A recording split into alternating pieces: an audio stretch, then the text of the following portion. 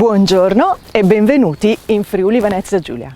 Questa piccola regione nel nord-est d'Italia, al confine di Austria e Slovenia, che prova che ci sono ancora angoli tutti da scoprire in Italia, che ci sono tantissime cose ancora da vedere, le cose che hanno fatto innamorare i poeti e i viaggiatori da sempre nel nostro paese. Ippolito Nievo disse che il Friuli Venezia Giulia è un piccolo compendium dell'universo. In effetti qui potete trovare un po' tutto quello che caratterizza la vacanza in Italia, soprattutto dal punto di vista paesaggistico. Le Alpi, le Dolomiti, le gentili colline dei colli orientali, per esempio, la pianura, fino al mare Adriatico con le sue lagune, con le sue spiagge sabbiose e il golfo di Trieste. Ma non solo, antichi villaggi, siti UNESCO, città d'arte e una gastronomia di altissimo livello. Oggi vogliamo scoprire insieme le possibilità che ci sono di fare attività dolce o anche più sportiva in Friuli Venezia Giulia, visto che questo mix di paesaggi così differenti sono concentrati nel giro di pochissimi chilometri, al massimo di 2 ore di auto. Quindi andiamo a scoprire quello che si può fare. Ma prima di tutto lasciate che mi presenti e che ci presenti. Io mi chiamo Antonella e coordino l'ufficio promozione di Promo Turismo FVG, ente del turismo regionale del Friuli Venezia Giulia. Il nostro ufficio è qui solo per voi tour operator e per voi agenti di viaggio, per far sì che voi possiate organizzare il miglior viaggio possibile per i vostri clienti nella nostra regione. Insieme a me, quest'oggi, conoscerete le mie colleghe specialiste della promozione, Alessandra, referente del Mercato Italia, Samantha e Alessia, che insieme a me seguono il mercato di lingua tedesca, Veronica, che segue l'Europa dell'Est, Raffaella, che segue il Benelux, la Gran Bretagna, i paesi scandinavi, Canada e Stati Uniti, e Anna, che invece segue gli operatori regionali. Andiamo subito a vedere cosa ci racconta Alessandra. Alessandra, dove sei? Buongiorno a tutti, anche da Alessandra. Sono sul sentiero Rilke a Duino-Urisina, a pochi chilometri da Trieste, dal centro storico di Trieste, città mitteleuropea. E qui siamo in un paesaggio veramente incontaminato. Siamo in un sentiero intitolato a Rainer Maria Rilke, lo scrittore e poeta che qui prese ispirazione per comporre alcune fra le sue opere più celebri, come Elegie duinesi. Un sentiero di 2 chilometri a picco sul mare Adriatico. È una terrazza naturale che io vi invito a venire qui ad apprezzare, e con questo affaccio sulle falesie del Carso, territorio con questa roccia bianca e questo contrasto fra il blu del mare, il bianco della roccia e i colori verdi in estate, piuttosto che rossi in autunno, quando il sommaco va a tappezzare e impreziosire questa finestra naturale. E dal castello di Duino, nelle giornate più terse, l'occhio riesce a scorgere dei panorami incredibili. Dal sentiero Rilke lo sguardo si spinge attraversando la laguna fino alle prealpi carniche e alle Dolomiti friulane. Un vero spettacolo per i propri occhi. Il paesaggio incontaminato delle Dolomiti friulane. Partiamo nel nostro viaggio alla scoperta di Sappada, Plodn, tra i borghi più belli d'Italia. Qui c'è la possibilità di cimentarsi in alcune attività sportive, addirittura con i campioni, perché Sappada è proprio una terra di grandi campioni, con un progetto a loro dedicato. E fra una passeggiata, una ciaspolata, fra un'escursione, piuttosto che dello sci alpinismo, ci sarà anche la possibilità di andare nella parte antica della cittadina, del borgo montano, e scoprire la sua architettura rurale e sicuramente anche fermarsi nelle numerose locande tipiche della località montana per degustare i suoi profumi e i suoi sapori. E a solo qualche chilometro da Sappada troviamo poi la perla delle Alpi, Forni di Sopra, a 907 metri sul livello del mare, un vero e proprio borgo, una chicca dove apprezzare i laghetti, quindi andare a fare delle passeggiate con i bambini, con le famiglie, piuttosto che cimentarsi ovviamente in tutte le attività sportive, ma anche scoprire il contesto naturalistico veramente incredibile che circonda appunto questo borgo montano. E Sauris, un altro borgo del Friuli Venezia Giulia, uno dei più alti sul livello del mare, siamo a 1400 metri, vi darà il benvenuto con un lago con dei colori davvero incredibili, un blu dal quale partire per lanciarsi con questa zip line, la nuova attrattiva dell'estate 2020, per perdersi proprio a volo libero e scoprire questa località in maniera inconsueta, sicuramente per i più adrenalinici. Ma la montagna del Friuli Venezia Giulia ci riserva ancora molte altre sorprese. Il Parco Naturale Regionale delle Dolomiti Friulane ci accoglie con il suo luogo simbolo, il campanile di Valmontanaia, in un torrione dolomitico, il cosiddetto Grido di Pietra. Signore e signori, benvenuti in una delle perle delle Dolomiti in provincia di Udine, Forni di Sopra. Siamo in Carnia, nella zona montana del Friuli Venezia Giulia, in uno dei borghi autentici d'Italia e naturalmente le Dolomiti Friulane sono patrimonio UNESCO. Ma vogliamo parlare di questa vallata ampia e soleggiata, un vero paradiso per gli amanti dell'outdoor. Non solo per i professionisti dello sport, per quelli che amano lo sport più estremo come il free climbing o il trekking più difficile nel parco delle Dolomiti Friulane, ma anche per famiglie, quindi passeggiate lente e panoramiche sia a valle, dove ci sono dei percorsi ad hoc, ma anche in quota tra malghe e rifugi. La natura qui è selvaggia e possiamo viverla tutto l'anno. Forni di Sopra infatti è uno dei poli sciistici più importanti delle Friuli Venezia Giulia.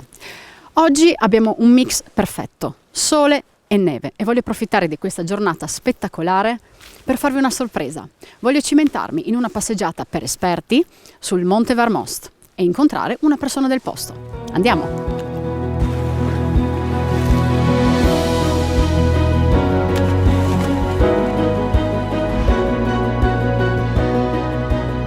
Bene, quindi ho deciso di non prendere la seggiovia, di affrontare il Monte Varmost con le ciaspole. Andiamo!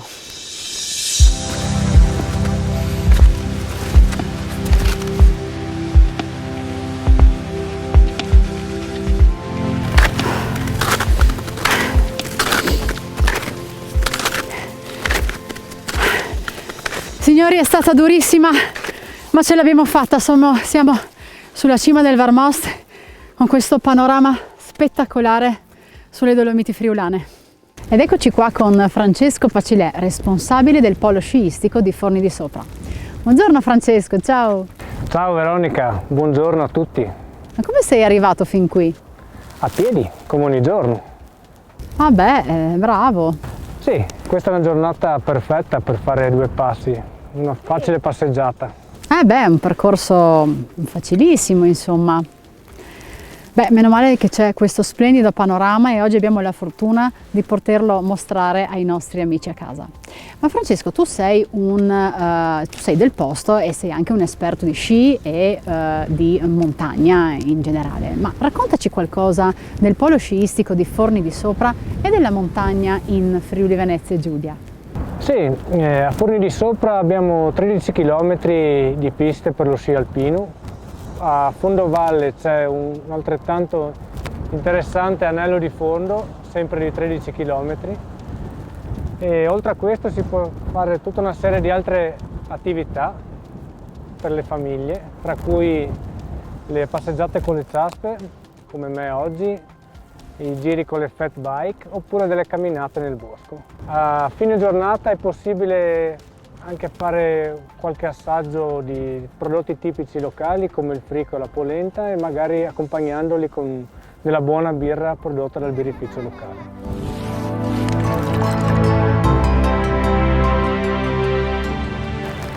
In Friuli Venezia Giulia abbiamo parecchi comprensori sciistici, abbiamo Piancavallo, Sappada, Forni di Sopra Sauris, Ravascleto Zoncolan, Tarvisio e Sella Nevea. Sono dei comprensori adatti a qualsiasi tipologia di utente, sia famiglie che clienti più esigenti. Pensa che con un unico ski pass puoi accedere a tutti i comprensori della nostra montagna. Sì Francesco, tra l'altro adesso noi Siamo già in aprile, ma stiamo sognando la montagna estiva, insomma, tra una ciaspolata e l'altra. Sì, infatti l'estate è perfetto per rigenerarsi e per vivere questa montagna autentica. Sì, infatti, guarda, non vedo l'ora. E voi a casa? Voglia di natura? Continuate a seguirci.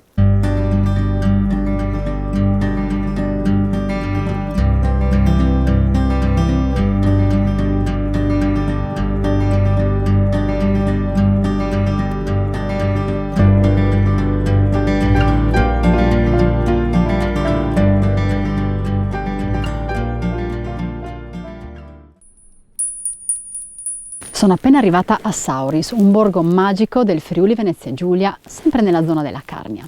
Un posto perfetto per un turismo lento, caratterizzato da passeggiate, giri in bici e a cavallo, perché no? E soprattutto per ammirare il lago artificiale di Sauris, un lago cristallino di montagna, e magari fare un'escursione per esplorare la natura con una guida naturalistica.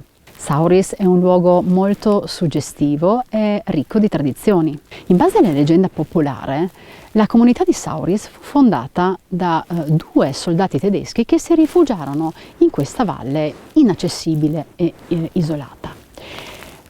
Sauris Zare è un'isola germanofona in cui per 7 secoli la popolazione ha coltivato in equilibrio con la natura le attività essenziali. Oggi Sauris interpreta in chiave moderna queste tradizioni, valorizzando l'artigianato e la produzione agroalimentare di nicchia. Oggi voglio scoprire con voi una di queste tradizioni.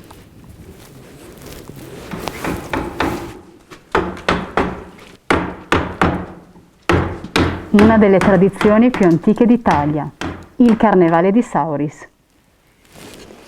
Ed eccoci qui con Luca Schneider, uno dei rappresentanti più importanti di questa tradizione di paese. Buongiorno Luca. Buongiorno Veronica e buongiorno a tutti. Luca, la tradizione del Carnevale a Sauris è molto sentita in paese, ma quali sono le figure più emblematiche, più importanti di questa tradizione? Raccontaci un po'. Le maschere tipiche sono due, il Rölar e il Keirar. Il Rölar prende il nome dai sonagli che porta appesi alla vita e che muove in continuazione. Il Keirar invece prende il nome da Keirn, che sarebbe scopare, in quanto porta una lunga scopa e durante il carnevale scopa i brutti spiriti dell'inverno, il freddo, il buio, e guida le maschere a danzare, quindi a iniziare il percorso primaverile. Ma di queste due figure esattamente cosa sappiamo? Si sa chi le rappresenta? Chi è per esempio il Rölar in paese? È un segreto, nessuno lo sa e nessuno lo deve sapere. Ah, ok, quindi neanche tu sai insomma chi sia? No, si fa gara per evitare di venire scoperti. Infatti anche le maschere tradizionalmente non parlano, appunto per mantenere l'anonimato. Va bene, allora facciamo che la prossima volta lancio una sfida. Verrò io personalmente a Sauris per il Carnevale per scoprire chi si cela dietro a queste due misteriose figure. L'arte della maschera di legno di Sauris, l'arte dell'intaglio del legno, una tradizione che si tramanda di generazione in generazione. Ringrazio Luca e il maestro Herman per averci fatto scoprire questa magnifica tradizione. Alla prossima! Ciao! Andreas aus der Zare. Der Sensi. Che posti bellissimi, vero in Carnia? E in Carnia parte anche un progetto transfrontaliero che si chiama MADE e che unisce varie malghe sul versante italiano e sul versante austriaco lungo la dorsale delle Alpi Carniche. Parte proprio a Sappada in Carnia per arrivare fino nel Tarvisiano. Ci sono più di 200 chilometri di percorsi, di sentieri, e altrettanti chilometri ci sono anche per sentieri per mountain bike che uniscono la valle con i vari centri caseari, con i complessi caseari che sono invece in alta quota. Ma visto che siamo arrivati nel frattempo nel Tarvisiano, non possiamo non nominare quello che è il percorso di trekking transfrontaliero più famoso d'Europa probabilmente in questo momento, l'Alpe Adria Trail. Che gran piacere passeggiare nel giardino dell'Eden. Siamo in una delle tappe conclusive dell'Alpe Adria Trail, percorso transfrontaliero che oltre a coinvolgere l'Italia coinvolge anche l'Austria e la Slovenia. 750 km suddivisi in 43 tappe, ciascuna di circa 20 km. Un percorso davvero per tutti, per famiglie, per bambini e persone più allenate, escursionisti più esperti, per andare alla scoperta veramente di paesaggi incredibili, su 3 confini. Nel territorio del Friuli Venezia Giulia bisogna sicuramente partire da Tarvisio. E uno dei punti più paesaggistici è sicuramente il sentiero del Pellegrino che si collega al Cammino Celeste per raggiungere poi nella tappa 4 dell'Alpe Adria Trail il Santuario Mariano, dove vengono celebrate le messe in ben 3 lingue, il tedesco, lo sloveno e l'italiano. E da lì, dopo esserci rifocillati di ottimi piatti della tradizione locale, inizieremo a scendere per andare alla scoperta di tutti gli altri chilometri che ci porteranno alla scoperta di veramente paesaggi inconsueti. E lasceremo il verde delle montagne per trovare i colori vivaci delle cittadine, dei borghi, come il sito UNESCO di Cividale del Friuli, con sicuramente i panorami delle colline, fino ad arrivare alla tappa conclusiva con il borgo marinaro di Muggia. Un percorso che vi aspetta proprio qui in Friuli Venezia Giulia.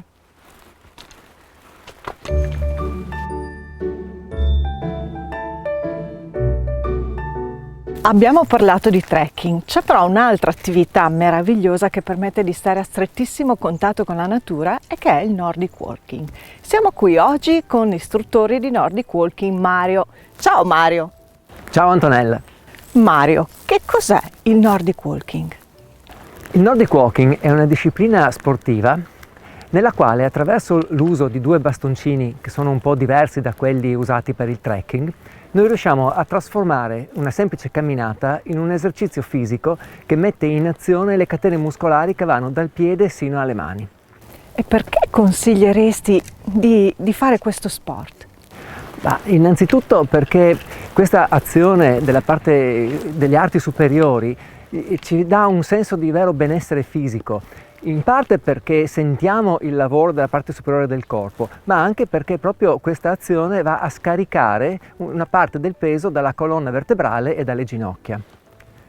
In più, il turista che vuole immergersi nella natura, che è disposto a fare anche lunghe distanze per andare a trovare dei posti nuovi e nascosti, che vuole essere parte integrante del territorio, ma allo stesso tempo desidera anche avere quei benefici che riceve dal fare attività all'aria aperta, capisce in breve tempo che con 2 bastoncini riesce a dare a ogni sua uscita un'emozione nuova, diversa e veramente entusiasmante. Non so a voi, ma a me sembra molto affascinante. A me piacerebbe provare. Mario, mi mostri un pochino come si fa, come funziona? Va bene Antonella, partiamo, ma ricordati che è molto importante sentire che cammini con le mani. Ok. Andiamo? Andiamo. Ok, io intanto do la linea a Raffaella nelle valli del Natisone. Ciao! Buongiorno e ben arrivati nelle valli del Natisone. Ci troviamo a circa 10 minuti a nord di Cividale del Friuli, in questa terra dove la natura e la tradizione si incontrano. E ora andremo insieme a scoprire la grotta di San Giovanni d'Antro. E in questi boschi, dove si raccontano le leggende degli scratti e delle crivapette, i folletti locali e le streghe dei piedi storti, si racconta anche la leggenda della regina Teodolinda o della regina Vida, dipende dalle diverse versioni, che ora andremo insieme a scoprire.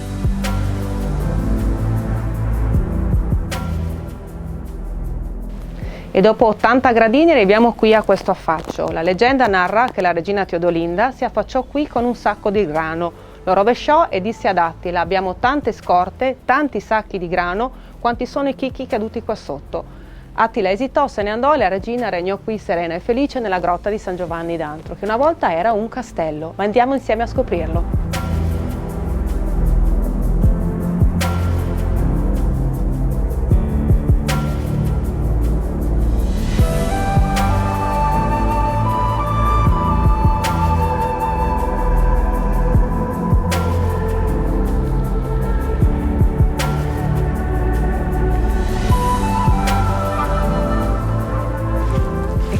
Dai prati delle valli del Natisone, col Mataiur sullo sfondo, vi salutiamo e vi invitiamo a passeggiare qui tra i diversi sentieri che attraversano questo territorio, tra cui il Cammino Celeste, e alla fine delle vostre escursioni, che siano in bicicletta, in mountain bike o a piedi, non dimenticate di assaggiare i prodotti del territorio.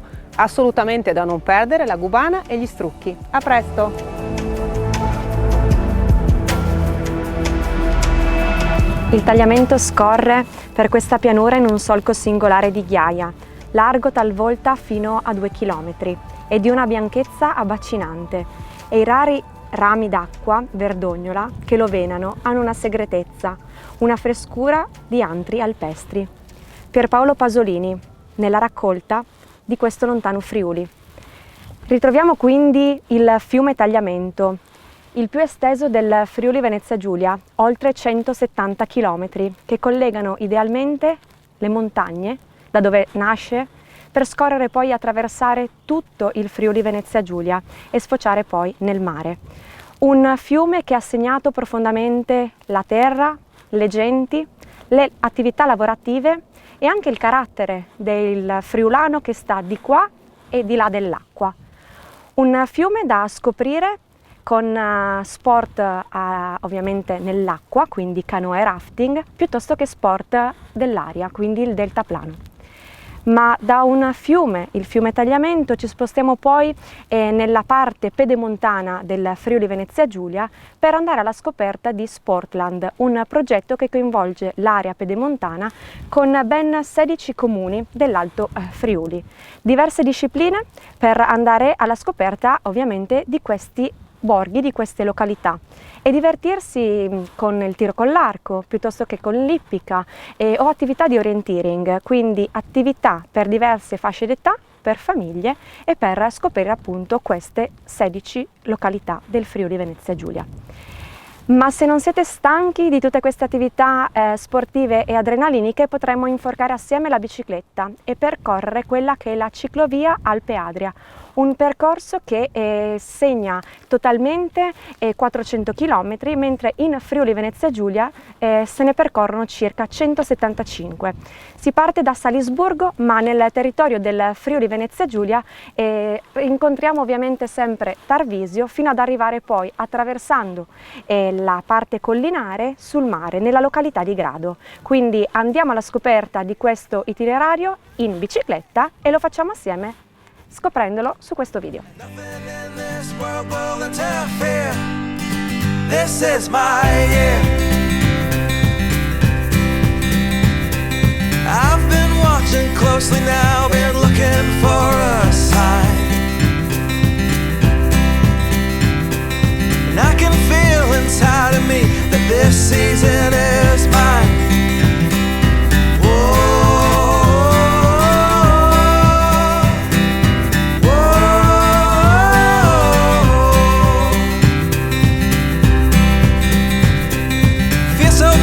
To be alive, the sun upon my face. I tell you this will be the year that I will find my place. So look out world, 'cause here I come, I'm coming for you fast. What's done is done, and what's gone is gone, and my future's not my past. It's a new day for me. I feel it in my bones, I feel alive, I am set free. It's a new day for me, and nothing in this world will interfere.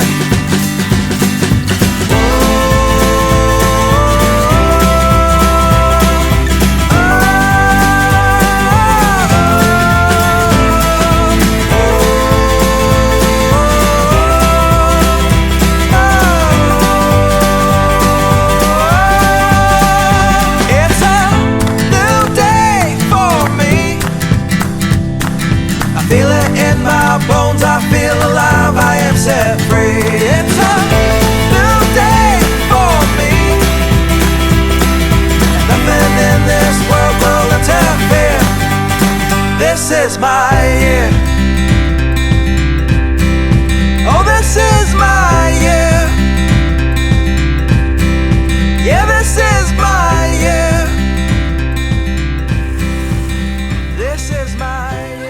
non solo Alpe Adria. Quando si parla di cicloturismo in Friuli Venezia Giulia parliamo per esempio anche del Monte Zoncolan. È più ciclismo che cicloturismo, a dire il vero. Il Re lo chiamano, che è un po' il terrore dei ciclisti del Giro d'Italia. Solitamente chi riesce a vincere sullo Zoncolan rischia di vincere tutto il giro.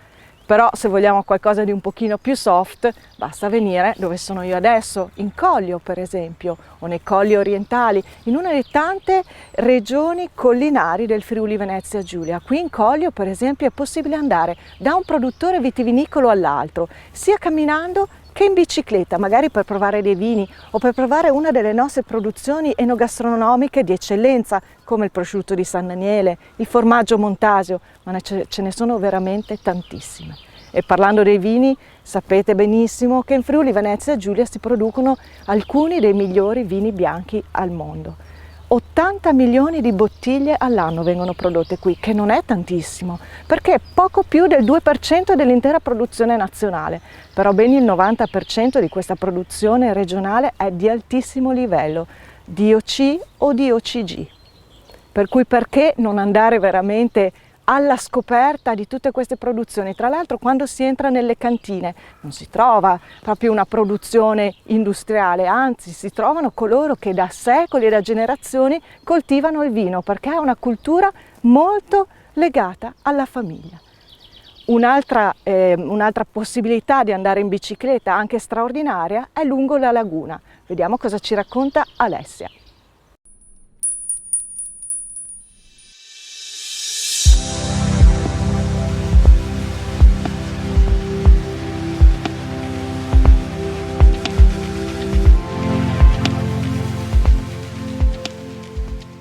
Buongiorno, sono Alessia, siamo qui con Claudio, la nostra guida naturalistica. Siamo arrivati da Grado e ci troviamo nella riserva naturale della Foce dell'Isonzo. Abbiamo attraversato un'altra riserva naturale, la Val Cavanata, e abbiamo percorso 18 km. Claudio, andiamo a scoprire questo angolo di paradiso. Pronti?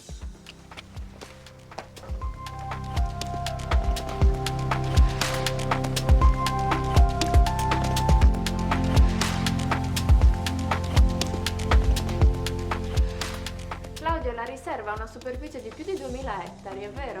Esatto, e sono ettari molto diversi fra di loro. Siamo alla foce del fiume Isonzo, per cui l'acqua dolce del fiume si sposa con il mare Adriatico e nel mezzo crea tantissimi ecosistemi molto diversi fra loro, per cui abbiamo canneti, micro lagune, alberi, boscaglie, prati. Molta parte della riserva è stata addirittura ripristinata proprio allo scopo di aumentare la superficie più adatta agli animali che possono vivere qui.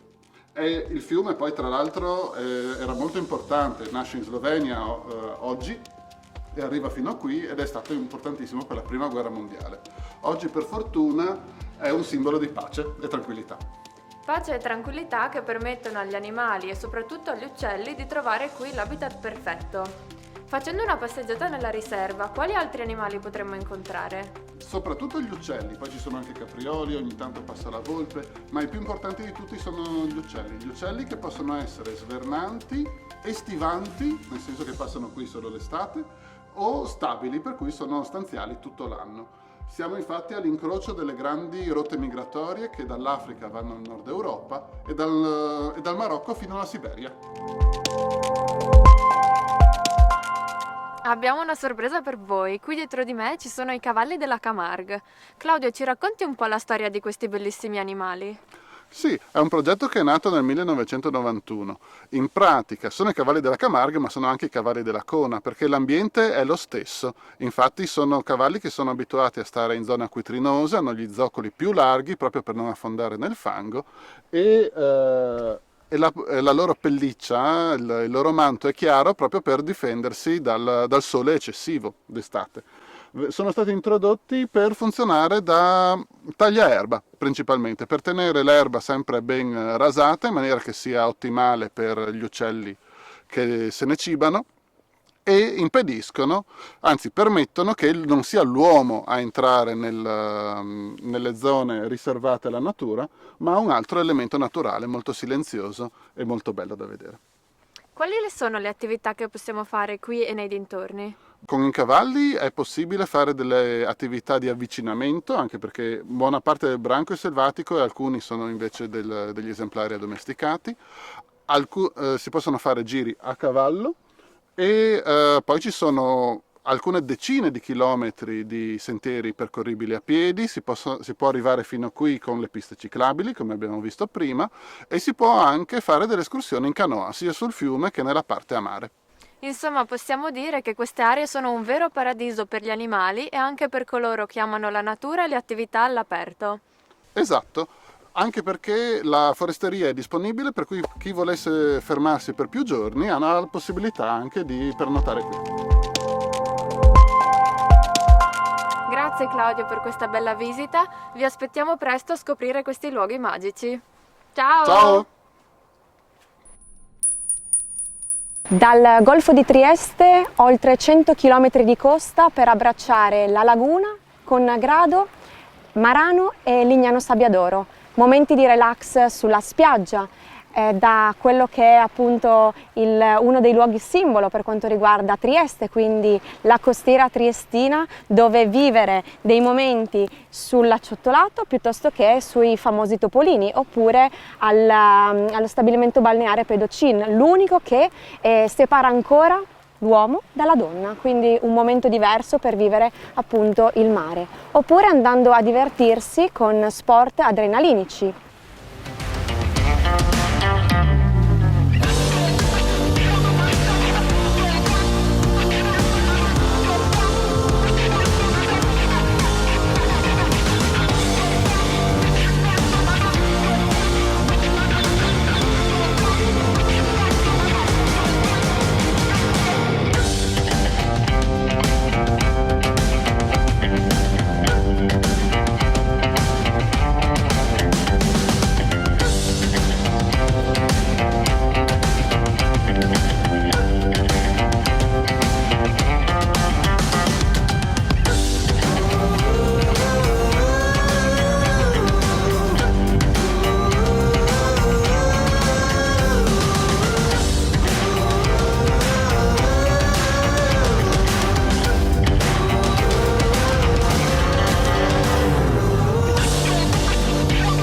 Dall'Isola d'Oro Grado, passando poi per la località balneare di Lignano Sabbiadoro, amata da Hemingway, fino a tornare qui con lo sguardo che si perde dal Golfo di Trieste fino appunto alla città, passando per la laguna incontaminata, dove si può andare in motonave oppure fare altre attività. Andiamo insieme a scoprire cosa sta facendo Anna. Benvenuti a tutti, sono Anna e oggi ci troviamo alla Bilancia di Beppi a Palazzolo dello Stella, un piccolo paese localizzato sulla riserva naturale del fiume Stella, dove si possono da qui effettuare un sacco di attività per tutti gli amanti all'aria aperta. Da qui infatti potete fare escursioni con kayak e canoa alla scoperta del fiume Stella, ma anche della vicina laguna, ma anche affittare delle biciclette per scoprire questo bellissimo territorio. Ma oltre allo splendido ambiente naturalistico offerto, c'è anche la Bilancia di Beppi, il bilancione per la pesca. Il pescato del giorno viene servito da Daniele nel suo food truck. Andiamo a conoscerlo. Ciao Daniele, questo posto è davvero meraviglioso. Vuoi raccontare ai nostri amici quali attività si possono fare qui?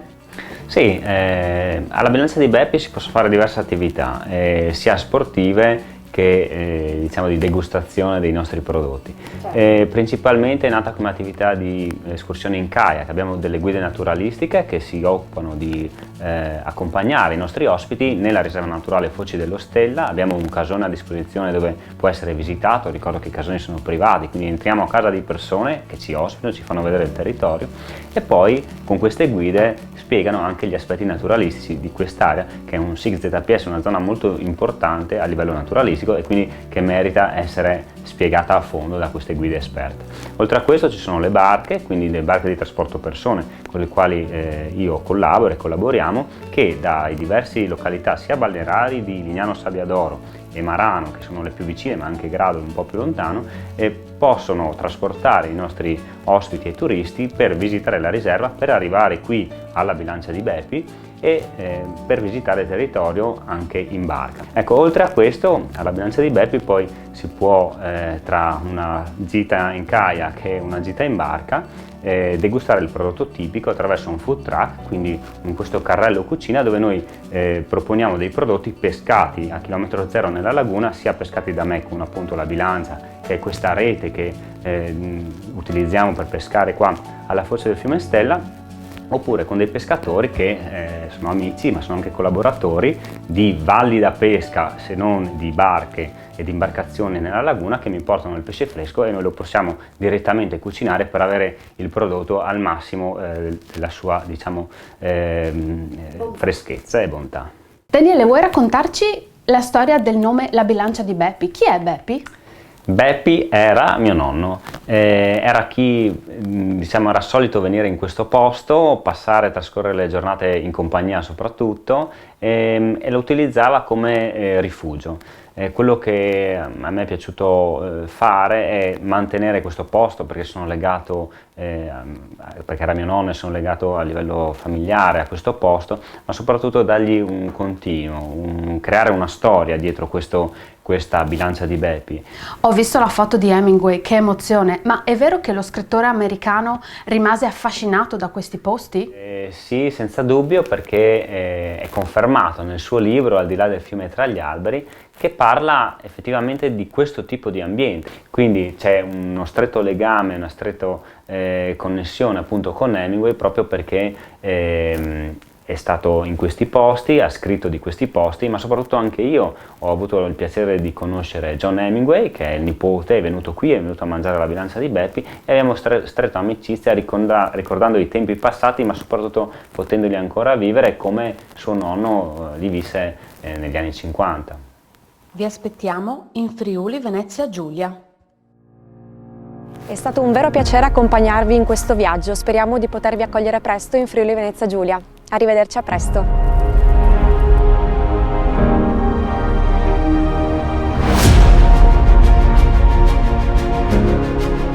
Noi speriamo di essere riusciti a incuriosirvi un po' sulla nostra piccola ma così affascinante regione. Ci siamo riusciti. Per quanto mi riguarda, io di attività fisica per oggi ne ho fatta abbastanza, per cui mi meritavo una piccola pausa. Ed eccomi qua, però vi sto aspettando. Ci venite in Friuli Venezia Giulia? Arrivederci!